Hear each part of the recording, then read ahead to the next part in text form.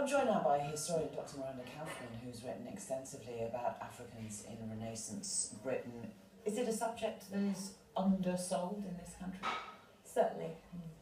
Why? Why do you think that happens?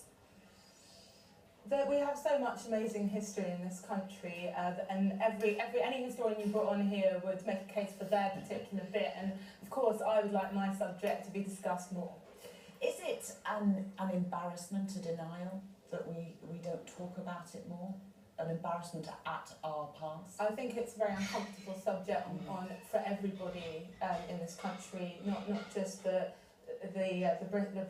descendants of those who originally perpetrated the trade, but also I know people who are descended from slaves who equally don't like talking about it. So you do go into schools, don't you? Yeah, I'm going into a school in Ealing, not far from here, on Wednesday. Oh, what's the reaction, the initial reaction? Because presumably you're invited in because the children are looking at the subject. What are their questions? Well, actually, in this case, when I go into schools, I don't specifically tackle the transatlantic slavery. The stories I like to tell are the ones I base my research on, which are the stories of Africans living in this country and their lives, like the lives of Olin Dyack, Miano, Ignatius Sancho. I'm going to be speaking about Ignatius Sancho on Wednesday. I think he's a really great story to tell children.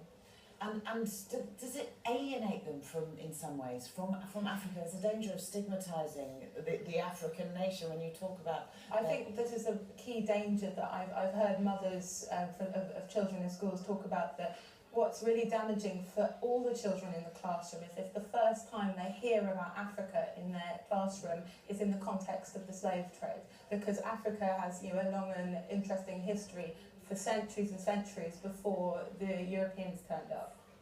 Interesting. So this movie is making strides and at least getting a discussion going. And is it English Heritage that have done an enormous research project into their stately homes? Yeah, in 2006 I was commissioned by English Heritage to survey 33 of their properties that they had identified as being active in the period of the slave trade.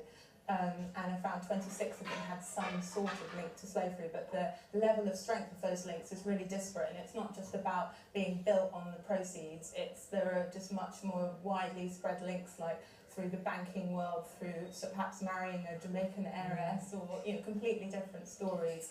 So you're ahead of your time with all of this, that Hollywood's catching up. Have you seen the movie? I'm seeing it tonight. Thank you for coming in. Enjoy the movie. I hope you enjoy it. I hope it reflects what you're... Well, I don't think enjoy is the verb. No, well, that's not, no, right. Appreciate the movie. Dr. Miranda Kaufman, thank you. Thank you very much.